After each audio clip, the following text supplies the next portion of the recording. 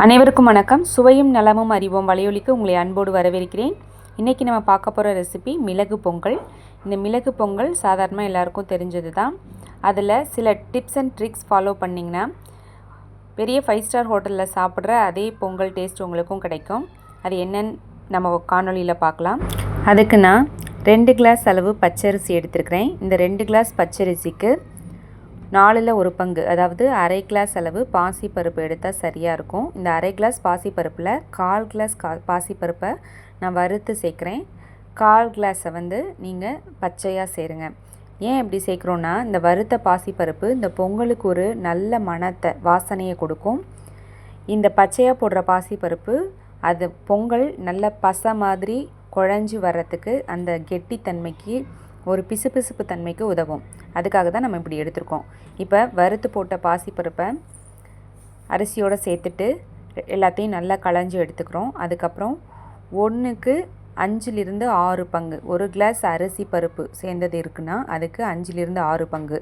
இப்போ நம்ம 2.5 கிளாஸ் அளவுக்கு பாசிப்பருப்பும் அரிசியும் எடுத்துருக்கோம். அதுக்கு 10லிருந்து 12 கிளாஸ் அளவுக்கு தண்ணி ஊற்றிக்கோங்க, சரியாக இருக்கும். அப்போ தான் இது ஆறுனதுக்கப்புறமும் நல்ல பொங்கல் மாதிரி டெக்ஸ்சரில் இருக்கும். இந்த பொங்கலை 5லிருந்து 6 விசில் குக்கரில் விட்டு எடுத்துக்கோங்க. அதற்கப்புறமா அதுக்கு ஒரு தாளிப்பு கொடுக்கணும். அந்த தாளிப்புக்கு நான் ஒரு 30லேருந்து 50 ml சமையல் எண்ணெய், கடலெண்ணெய் எடுத்துருக்கிறேன். அதை விட கூடுதலாகவோ குறைச்சோ நீங்கள் நெய் எடுத்துக்கலாம். உங்கள் கிட்டே எப்படி அவைலபிளாக இருக்கோ அது மாதிரி எடுத்துக்கோங்க. நெய் அதிகமாக இருந்தால் பொங்கல் நல்ல ருசியாக இருக்கும். இப்போ நெய்யும் எண்ணெயும் சூடானதுக்கப்புறம் அதில் பொடியாக நறுக்கி வச்சுருக்க இஞ்சி ஒரு 2 ஸ்பூன் சேர்த்துருக்குறேன். இந்த இஞ்சி சேர்க்கறதுனால இந்த பொங்கல் நமக்கு ஈஸியாக ஜீரணமாகறதுக்கு உதவி செய்யும். அந்த இஞ்சி நல்ல ப்ரௌன் கலரில் பொரியணும். அதற்கப்புறமா சீரகம் ஒரு 1.5லேருந்து 2 ஸ்பூன் போட்டுக்கோங்க. மிளகு முழுசாகவும் போடலாம் அல்லது தட்டியும் போடலாம்.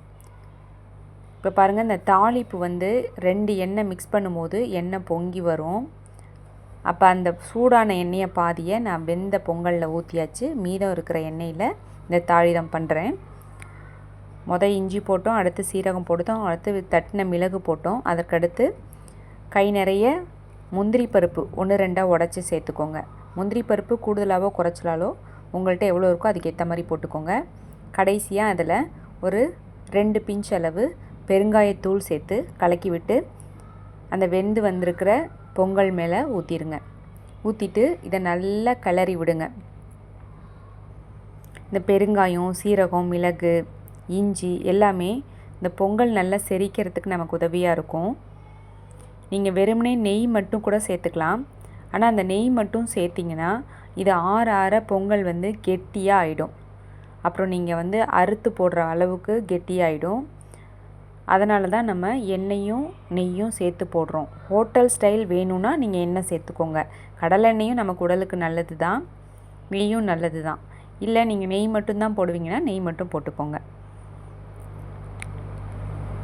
இப்படி நல்லா கலக்கி விட்டதுக்கப்புறம் இதை ஒரு சுவையான பாசிப்பருப்பு சாம்பார் மற்றும் தேங்காய் சட்னியோட சாப்பிட்டா நல்ல ருசியாக இருக்கும். இந்த பொங்கல் மிக ஆரோக்கியமான உணவு. 6 மாத குழந்தையிலிருந்து வயசானவங்க வரைக்கும் நம்ம கொடுக்கலாம். பொங்கல் சாப்பிட ஆசைப்படுறவங்க வீட்டில் இந்த மாதிரி சுவையாக செஞ்சு சாப்பிடுங்க. ஹோட்டலில் நெய் அதிகமாக பயன்படுத்த மாட்டாங்க, டால்டா தான் பயன்படுத்துவாங்க. ரீஃபைண்ட் ஆயிலும் டால்டாவும் உடலுக்கு ரொம்ப தீங்கானது. அதனால் முடிந்த வர எளிமையான இந்த பொங்கல் ரெசிப்பியை நீங்கள் வீட்டிலையே சமைச்சு சாப்பிட்றது தான் ஆரோக்கியம். இந்த காணொளி உங்களுக்கு பிடிச்சிருந்துச்சுன்னா இந்த காணொளியை உங்களுடைய நண்பர்களுக்கும் உறவினர்களுக்கும் ஷேர் பண்ணுங்கள். சுவையும் நலமும் அறிவோம் வலையொலிக்கு சப்ஸ்கிரைப் பண்ணுங்கள். தொடர்ந்து உங்களுடைய ஆதரவை கொடுங்க. நன்றி, வணக்கம்.